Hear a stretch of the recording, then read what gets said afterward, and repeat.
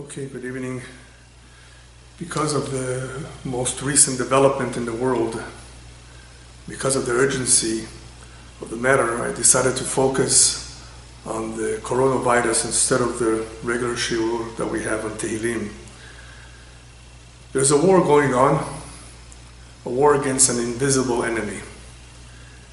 This invisible enemy happens to be a very, very small pathogen, as they call it. This pathogen, this disease, is highly contagious. It is so small that in order to see a little bit of what it looks like, you need a very special microscope, a microscope called an electron microscope. Now, epidemics and pandemics have been around, unfortunately, quite a few times in the past where millions of people died as a result. They can be very, very deadly. And the world is looking desperately for a vaccine, for a cure. They're still not sure how to deal with it and when it's going to go away, when it's going to be controlled. Judaism, however, looks at it a little bit differently. As the prophet says, let's investigate. Let's do our own research. Not an investigation or research into the pathology, but into our ways. Let's examine ourselves. Perhaps there's something that we're not doing right. It is always important to keep in mind a very important principle in Judaism, that en mikriyut. There's no such a thing as something happening by chance, by coincidence, for no reason whatsoever. Everything happens for some reason. We may not always know the reason, but it's definitely incumbent upon us to investigate, to try to figure it out. Perhaps we will be able to at least figure out some of the reasons behind it. Now, the rabbis do tell us there is a list of reasons of why epidemics occur. Why is there a plague? There are various reasons listed, but I'm not going to get into that. There are those who want to say that this is definitely a sign that we're coming very close to Mashiach. That may be so, but I still don't want to talk about that. Instead, I would like to focus on what is it that we could learn, the moral lessons, the valuable lessons that can be learned from this very, very tragic situation. It's interesting how, despite all the great advancement in technology that man has been able to show, he's been able to reach the moon and even beyond the moon. Suddenly, this man who has achieved so much in technology appears vulnerable. Suddenly, he's panicking. He has to follow instructions. He's afraid for his life.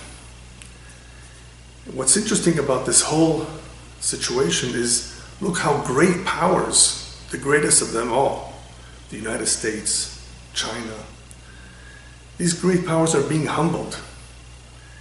Great economies are being paralyzed. Man's confidence and pride has been shaken to the core. In order to be able to begin to figure this out, Judaism puts an emphasis on looking at the name. How is this being described? What is it called? Interesting how it is called Corona, because it has a little bit of that kind of an appearance under the microscope. But that's a very important clue as to what is going on. Why call it Corona? Just because of its shape. For those who may be a little bit familiar with Kabbalah, in the Kabbalah we have the Sefirot, the various attributes of God through which He manages this world. The very first one at the very top is called Keter. It's called a crown. Yes, the Corona, a crown. This Keter represents the will of God, the very first step, perhaps if we can call it so, that God demonstrated His will, His interest, His desire in creating this world. It is the very beginning of everything. It's interesting how, if you look at the numerical value of Keter, it's 620 in Hebrew. What's 620? 620 represents the 613 commandments that Jews need to observe, plus the 7 Noahide laws. Perhaps there's some connection to the commandments, perhaps there's some link to God's instructions, perhaps we haven't been following His instructions. It's all about following instructions these days. Which instructions? What about God's instructions? The Kabbalah teaches that if the Keter is damaged, the crown of God is damaged, then that same word Keter, if you switch the letters a little bit, it becomes Karet. Karet means death. It means to be cut off. If the crown of God is damaged, God forbid, there can be death. Karet, of course, can eventually be transformed into the Keter. If man take whatever action is necessary to correct their ways, then they can bring back the Keter. The Kabbalah goes on to teach that, God forbid, during these times of epidemics, the Malach HaMashchit, the Mechabel, the destructive angel, the attribute of justice, has free reign. And whenever that happens, the righteous and the wicked may lose their life, because that attribute of justice does not distinguish between the righteous and the ones who are not so righteous. He has free reign. So it is definitely a dangerous time to be in such a place, to be around where the plague is. You definitely have to be very careful. But going back to the etymology, into the source of the word corona, most people think, okay, corona comes from Latin. Corona means crown. But the origin of corona is really from the Greek word koronis, which has more to do with a curve, a crown being circular. Just like the word cornice is also from the same root. And these words really stem from the original Hebrew word keren. Keren means a horn, that which stands out. Same with a garland. The word garland or wreath also comes from the same root, keren, something that stands out. What is there about something that stands out? What could be wrong with that? What's so unusual about something that stands out? We just read in the Torah section of Kitisa that the Jewish people are to be counted in a very unusual way. Even though the Torah says Kitisa et Rosh, take a head count, instead of telling us count, it uses the words elevate the head, take a head count. Why use this kind of a language? The Torah goes on to tell us that you're not just going to count them 1, 2, 3. You better be careful to use a coin, a machzita shekel, a half a shekel. So it has to be a count done in an indirect way, even though it's called a head count, but you're not going to count the head. Why? So that there should not be a negif. God forbid, you don't want there to be an epidemic. You don't want there to be a plague if you actually count the heads individually. You don't want to do that. When you're counting a lot of people, you want to count them through some other means. In this case, the Torah says, use a coin. And this coin is not an ordinary coin. It's a half a shekel. So the question is, why count it this way? And why use a half a shekel, not a complete shekel? And what if the rich want to give more? No, everybody is equal. Everybody has to give the exact same amount, a machzita shekel, a half a shekel. Why? When Jews learn the halachot, the rules about mixtures, what happens when you have something that's forbidden to consume mixed in a minute amount in something which is permissible to eat? Let's say the prohibition against mixing meat and milk. You have a drop of milk that fell into the pot. You're making a stew. So there's quite a few rules on how to deal with this kind of a situation. If we're dealing with a very minute amount, sometimes that minute amount is just annulled. It's canceled. It pretty much disappears. It doesn't affect the food that you're eating, and you can eat it. Go ahead and eat it. Even though they're mixed right now, two things that should not be together, something that's forbidden for us to eat. But if it's a very minute amount, there's enough of the permissible food to cancel it out, then you pretty much can go ahead and eat it and not worry about it. There are many, many details in these laws, but I just want to bring out this important point that sometimes you don't have to worry because it's batel. Bitul means it's canceled. It's so minute that we don't consider it a serious matter. However, there are times when something is not batel. Something is not canceled because it's so important. It is counted separately. It is something that is of great value. Something like that is not batel even in 1,000. Even if you have many, many more against it, the laws of cancellation of annulment don't apply because of its importance. It stands out by itself. The Kabbalah teaches that one should be careful with those kind of things that stand out. Even if we're not talking about the laws of mixtures, anytime you have something that stands out, the ayn hara, the evil eye, can affect it. Because it stands out, it is important. It can be seen. And as a result of that, somehow that negative energy that we call the evil eye, which I have a separate lecture about, can affect it. And therefore, the Zohar continues to tell us that any time we're dealing with an epidemic, don't stand out. Don't just walk anywhere by yourself. You don't want to stand out. The angel of death is around. That is what the Zohar talks about, and therefore tells us, be careful during such times. Don't stand out. What exactly does this evil eye do? This negative energy called ayn hara, that it affects something. Basically what happens when the evil eye affects an individual, he feels weak, he feels sick. What has happened is that the Shefa Eloki, that divine flow that is continuously coming down from above, like an umbilical cord that is giving sustenance to everything, somehow is severed momentarily, or it is weakened. And when that's weakened, the immune system in our physical bodies is weakened as well. And that is when we become sick from an ayn hara. Obviously, people become sick for all kinds of reasons. Many, many times because of the food they ate, as Maimonides explains. But there are some times when it's not really completely our fault. People looked at us in a certain way. The individual stood out, perhaps because he talked about his money, perhaps because he looked so beautiful. And somehow somebody with that negative energy, not everybody has it, got a look at him and he's able to somehow weaken him. Of course, this can be dealt with. It could be eliminated. He can be cured, but in the meantime, he doesn't know why he feels the way he does. That negative energy took hold of him. But briefly, what is this negative energy? This negative energy, this individual who has that kind of an eye, is not interested in being kind.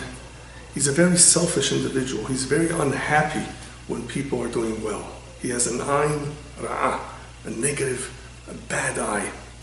He may not even know it himself. And therefore, when he looks at something or at somebody that stands out, it is a perfect match. That something is standing out, feeling so important, feeling so good about itself, and here's someone who cares more about himself than about someone else. So it's like a match where that negative energy that only thinks of itself is able to hurt that individual who may be an otherwise good person, but something about him is standing out. And that is why it attacks it. And it unfortunately has a very negative influence over it. But speaking about things that stand out, what does that remind us? It reminds us about the quality called arrogance. One who's arrogant wants to stand out. He wants his qualities to stand out. He thinks so highly of himself. Just like that keren, the horn. Remember, we just said about the horn? That horn stands out. It protrudes. It wants to be seen. And it happens to be that this particular quality or characteristic called arrogance is the one that's the most hated by God. God hates those who think so highly of themselves. Why? Because, amongst other things, This particular midah, this particular quality is the one that distances man from God the most of anyone else. One who's arrogant thinks of himself so highly, he thinks of himself as independent, he knows it all, he can do anything he wants, he has all the money, all the power, nothing can stop him. You see how this quality can really cause the human being to become so distant from God. He doesn't even realize it, but little by little he forgets about God. And that's what the Torah warns us. V'ram levavecha v'shachachta. You may become haughty and you will forget. Why should you become haughty? Because you will become very rich, prosperous, successful. Many reasons why people become haughty. And as a result of all that haughtiness, that arrogance, people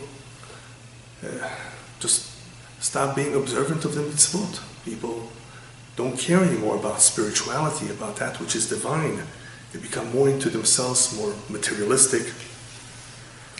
And that is why the Torah continues to tell us, and we say it every day in our prayers, be careful. Be careful that your heart does not deviate from the right path and you go on to worship other gods. I was thinking about this statement, but wait a minute.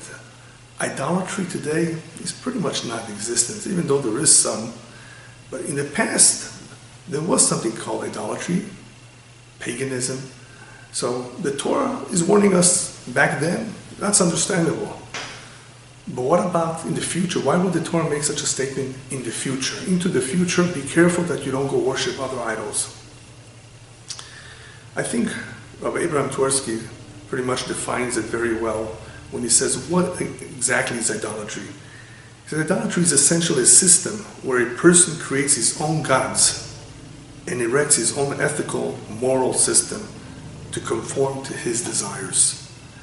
So a lot of people, a lot of nations, governments have erected some sort of system that suits their needs, what they want, what they would like to see for themselves, not necessarily what is right in the eyes of God. So all of this is paganism. It is worshiping a God that is man-made, not the real God. Why would they want to do that? Well, that goes back to the first sin, the primordial sin with the serpent, by telling Adam and Chava, if you eat from this tree, from this fruit, v'yitem kelokim, you will be like gods. You will become independent. You won't have a need for God to tell you what to do, to dictate to you how to live your life. So it is part of human nature to want to get away from that dependence on God and to erect for himself what he would prefer. And of course, what people prefer is based on their desires, their physical desires, which many, many times, of course, is totally not compatible with what God wants. If you recall, there's also a very interesting verse in Mishlei, in Proverbs. What does this arrogance do? Gavat adam tashpilenu.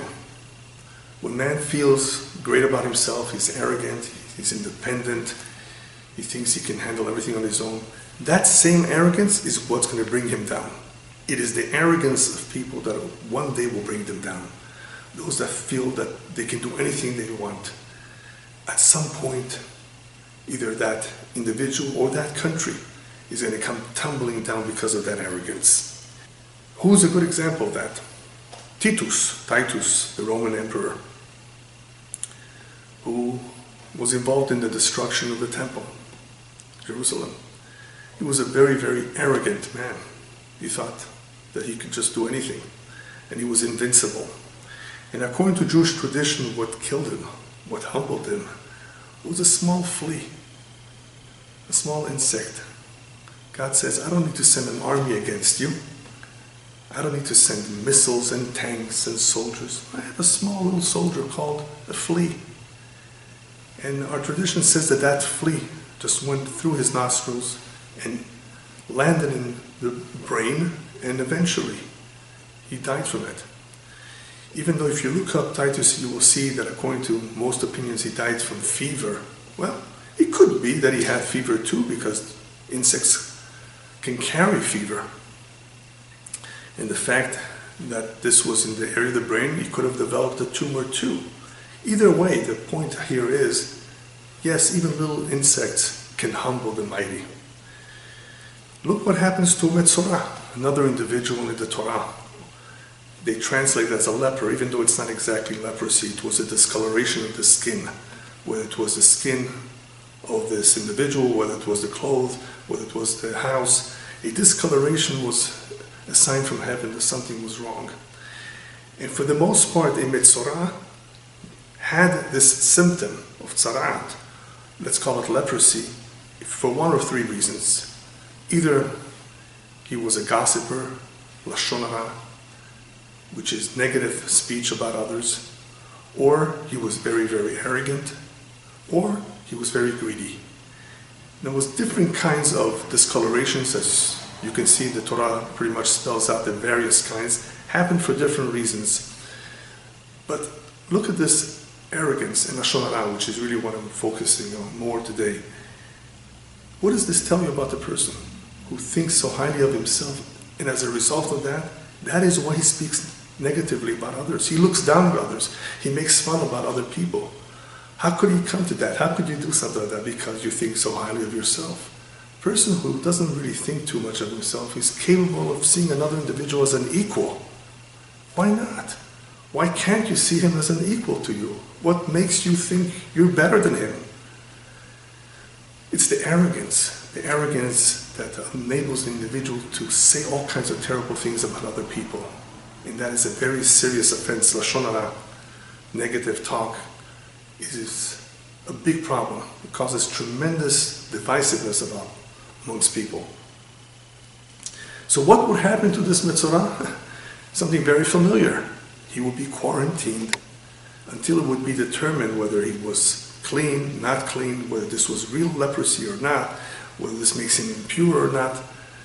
The priest would have to make that determination. A priest who was qualified to analyze what this individual had, whether it was serious or not. And he could have been quarantined for 14 days or more until he was able to come back into the camp.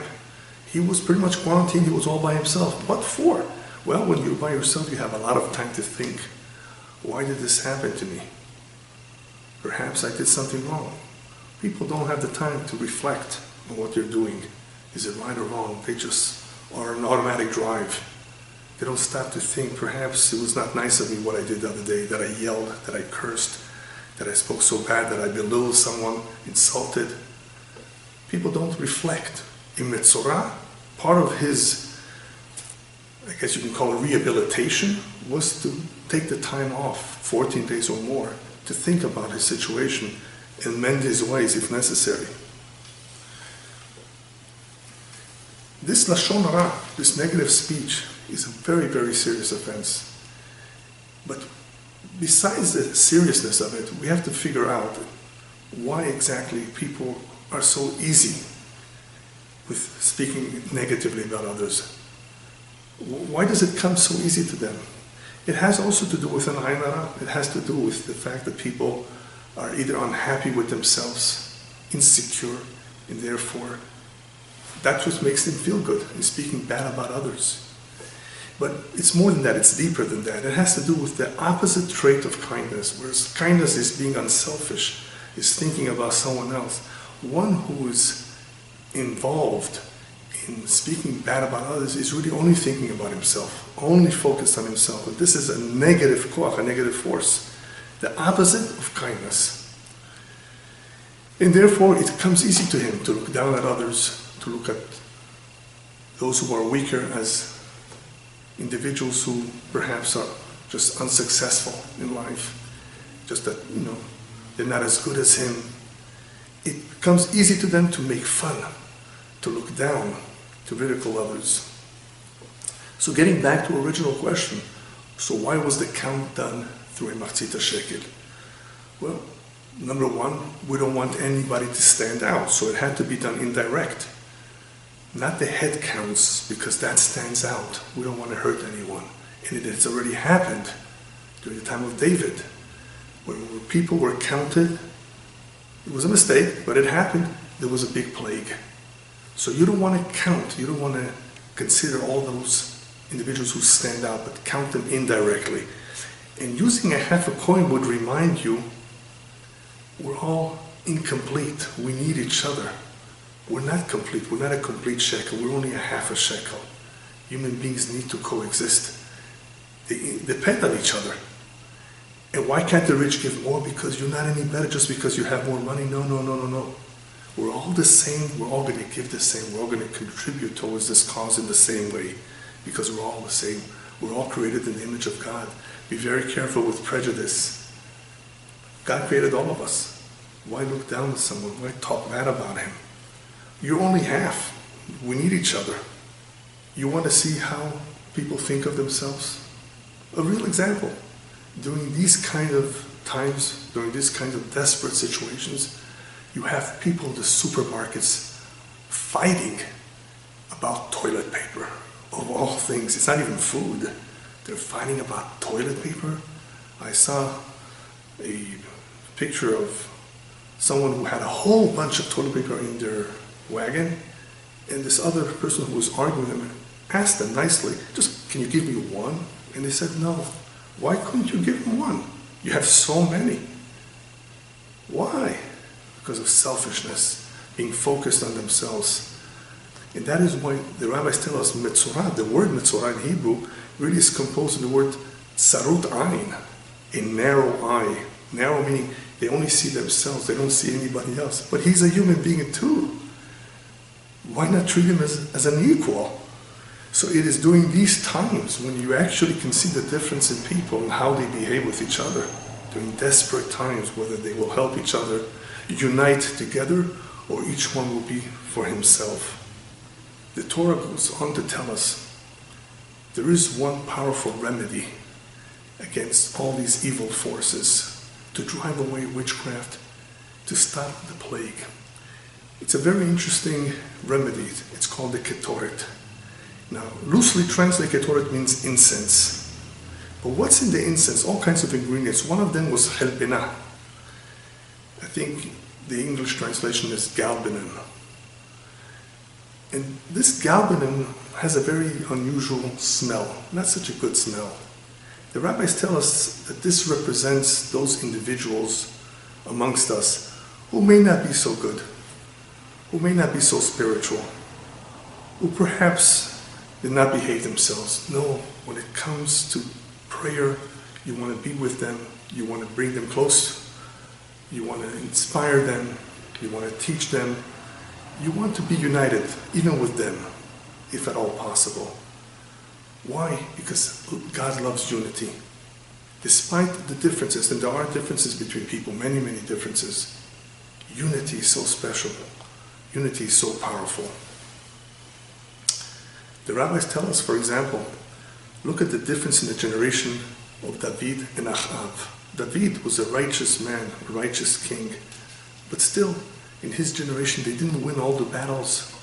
They lost many, many times because the people of that generation, even though they were righteous and observant, they were not united. They spoke negatively about each other. Whereas during the time of Achav, they were into idolatry, not very religious at all. But they were united. And because they were united, they won. They actually won the battles. It's interesting how unity is so powerful that when the attribute of justice looks down at the people who are not doing the right thing when it comes to observance of the Torah, it just looks away. It doesn't forget about them, but it looks away. In other words, it will not judge them and hurt them because they're united. And I once explained the reason for this, the verse in Mishlei, a beautiful verse that says, Sinat teorer medanim v'kol peshaim techaseh ahava. Hatred and animosity begets quarrels. When people don't like each other, there's always going to be quarrels. It somehow provokes quarrels from time to time. But if you have love, it covers up the faults. It doesn't look at the faults. It ignores them. It puts them aside. When there's love, there's unity, God says, I will look away for now. I will not point at their faults. I will not accuse them. Look at the power of unity. So it is that power of unity that we put into the Ketoret that drives away all that impurity or all that punishment, that plague. So now let's look at the world scene. The world is united, yes, in fighting this common enemy. how special it would be if they would be united for other causes all the time. How much power they would really have. Man's power lies in the unity, uniting all the forces. Everyone has something to contribute. If that would be something that we would emphasize, it would make God proud of us. We would accomplish so much more. Yes, this disease is a common enemy to all mankind, but there's a more powerful enemy that is really the greatest enemy of all. The enemy that we should all be fighting at all times, and that is the Yetzer Hara, the evil inclination. That is the enemy that, unfortunately, not too many people are interested in fighting. They're actually befriending him, going along with him, and doing all what he wants them to do. So now we have to figure out what is there that we can do to heal ourselves. Is there anything that we can do? In order to answer this question, I'm going to ask another question. It is very interesting that right after the Jewish people received the Torah, they were very much praised when they were so willing. They said, Na'aseh v'nishma, God, yes, we will go ahead and fulfill everything that you ask of us to do. We will observe the mitzvot. We will follow what it says. We will comply with the words. We take it upon ourselves and upon our children to do your word. It's interesting how not too much after that, not too much longer after that, they fell. They fell very, very low when they worshipped the golden calf. How could this happen so quickly? That question perhaps we'll deal with another time. But the fact that they fell is obvious. They lost so much. They committed a terrible sin. They heard the voice of God. They saw incredible miracles to go worship this idol, which was against, of course, the Torah. It was something very, very bad. My question, therefore, was, since this is such a terrible fall, such a terrible mistake, why did God let this happen? It was really a miscalculation. God could have prevented it. He could have sent Moses down right away. Because according to those who worship the golden calf, he was late.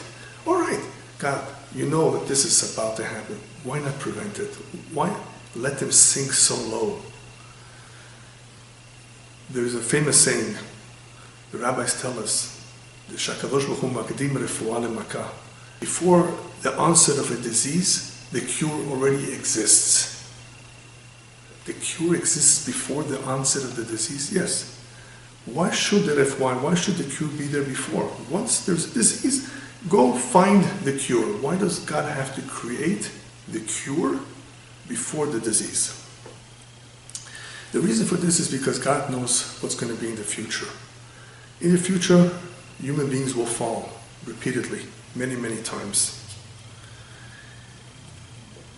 And as a result of that, they may come to the biggest fall of all. What's the biggest fall of all? Not the sin itself, but Yush, despair. People will feel, well, I've fallen so low, I've sank so low, I have no chance to come out of this. That's it. I'm a sinner. I committed all these terrible wrongs. There's no way for me to come out of this. That's the biggest fall. That despair. Don't despair. Never despair. The refuah, therefore, the cure that has been around even before the potential of sin, is called teshuvah. It's called repentance. Hashem says, I have already prepared this because I created you. I know that you're capable of this. I know that you're susceptible. I have already created the refuah, the biggest refuah, the biggest and most powerful cure of all is teshuvah, is repentance. Be careful not to despair, not to feel bad. Be hopeful, be happy, because God is on your side. He loves you, and He wants you to take the first step, and He'll help you with all the other steps that you still need to take. But you take the first one. But that will not happen so easily if you despair. So don't despair. So this incident of the golden calf was an example of falling so low, but still being given the opportunity to correct it and not to despair. That is why you find many, many times the prophets calling to the Jewish people, return, return, return, return, even though you've done so much wrong. Never give up hope, never despair. You can always do a U-turn and come right back. But in order to be able to avail yourself and to use this cure, this very powerful remedy called teshuvah, repentance, one has to have a good doses of anava, of humility. Look at the red heifer. A very interesting command, the red heifer. But what happens to that red heifer? It's burned to ashes. It's the ashes that's used to drive away the impurity. Ashes represents humility. It is the power of humility that can bring one to understand that this is the right thing for him to do, is to return to God, to do teshuvah. Without that humility, he would never think of doing something like this. He would never even stop for a moment to think perhaps that he did something wrong, and the more so to take action to fix it. You need humility, otherwise you can offer someone the best remedy. If he's arrogant, he doesn't think he made a mistake, he's wrong, he's never going to take that medication. What humility will do, one of the first things that humility will enable the person to do is something very special, and that's called המתפלל על חברו, והוא צריך לאותו דבר, הוא נהנה תחילה. Whenever you need something, but your friend also needs the same thing, whether it's a marriage partner, livelihood, health, and you both need the same thing, but you pray for him instead of praying for yourself. What will happen is God says, you're so kind that you think of him before yourself, that your focus is on him, your prayers are directed for him. I will answer your prayer first if you need the exact same thing. That's an incredible thing to do, to think of someone else. You need the exact same thing, but your focus, your prayer, your attention is on someone else. How could someone have this kind of an attitude? Only because he's somewhat humble. He therefore treats another individual as an equal. And therefore he's capable of praying for him. That's kindness, the opposite of selfishness. Humbleness will enable one to see his faults. And when you see your faults, you're not going to focus on somebody else's faults. You're not going to talk bad about him. In order to help people who have this weakness of lashon hara, of talking negatively about others, the first thing is train yourself to be just a little bit more humble. Besides learning all the laws of what you can say and not say, besides all of that, be a little bit humbler. Realize that no one is perfect. If anything, look at your faults, and then you will see that perhaps he's even better than you. So humbleness will help us greatly control, hopefully, the lashon hara, the negative speech. Humbleness will also help us with unity. Humbleness will also help us bond with God. And the reason why this is so important, the bond with God, is because when we go to the doctor, which sometimes we need to do, we sometimes forget that the real doctor, the real boss is God. So he's the one that ultimately does wonders, miracles, where doctors, human beings, as good as they may be, cannot do. So we always have to turn to him in the end. There's a very cute story about an individual who apparently was very ill and went to consult with his rabbi what to do. He should perhaps give him a blessing. He was in great need of a cure. And the rabbi told him, listen, you need to go speak to the professor in the city of Anipoli. The city of Anipoli was far away, but he was willing to undertake this trip to go see the professor. Now the professor meant in those days the head doctor, the main doctor. He arrives at the town and he sees that this is not such a big city. Well, that's where I was sent. The rabbi told me to go here. So he asked the people, where does this professor live? He says, there is no professor here. There's no doctor here. This is a small little village, a small little town. He says, I can't understand. Then what do you guys do when you get sick? He says, we don't have a doctor. We have no choice. We turn to God. There is no doctor. There's no professor here. So he went back to his rabbi. He was disappointed. Rabbi, you made me take this long trip to this place. They don't even have one doctor. So the rabbi looks at him and says, come on, don't be such a fool. Did you ask them what they do when they get sick? And he says, yes, they just turn to God. He says, that's exactly what I wanted you to do. That is what you need to learn. not to depend just on human beings, is to ultimately remember He's the one that gave you life to begin with. Don't you owe Him a thank you? Don't you ever pray to Him? Why don't you ask Him, turn to Him? He can do it all. What I think is a good thing to do at this time, during this very, very serious epidemic, is to read chapter 91 in Tehillim.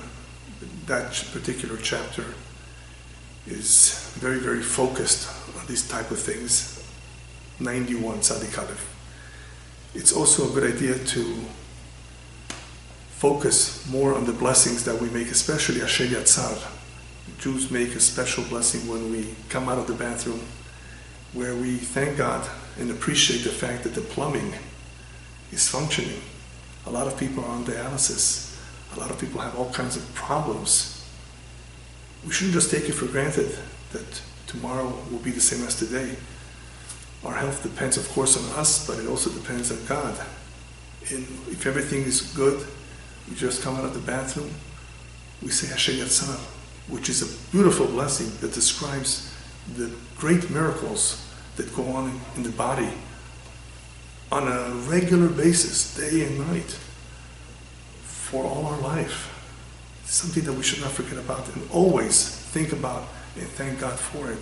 So it's a good idea to focus on that, because we have a tradition that whoever says that particular blessing with kavanah, with real intent, he will not be sick, hopefully. So this is definitely something that we should take up on ourselves. Just like to finish with a verse that is very befitting for our time, and it could be that Isaiah meant this for the end of days. I'm going to read it in English, but this refers to the pasuk, Lecha mi bo bechadrecha. Go, my people, come into your chambers and close your door about you. Hide but for a moment until the wrath passes. Yes, this is a time of wrath. And we have to hide a little bit. We have to go into our chambers.